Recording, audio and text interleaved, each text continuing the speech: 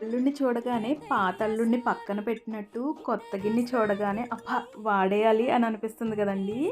So, ఈ కొత్త గిన్నె నేను డైరెక్ట్‌గా వాటర్‌లో వాష్ చేసి వాడేదాన్నండి. స్టిక్కర్ అయితే పీకి, పీకి, పీకి చిరాకొచ్చేది.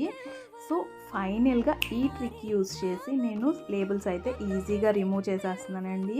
చూడండి, ఇట్లా మనం స్టవ్ వెలిగించి ఒక్క 2 మినిట్స్ హీట్ చేసుకొని ఆ లేబుల్ తీసేస్తే మనకి ఈజీగా వచ్చేస్తుందండి. దాదాపు నేను 2 ఇయర్స్ నుంచి ఏ కొత్త గిన్నె వచ్చినా సరే నేను ఇలాగే యూజ్ చేస్తున్నానండి. సో, మనకి ఇలా చేయడం వల్ల చాలా ఈజీగా లేబుల్ అన్నది వచ్చేస్తుంది. ఈ ట్రిక్ నేను యూట్యూబ్‌లో చూసే నేర్చుకున్నానండి. నా ఓన్ ఐడియా అయితే కాదు. సో, మనకి యూట్యూబ్‌లో చాలా పనికొచ్చే ఇన్ఫర్మేషన్ అయితే దొరుకుతుందండి.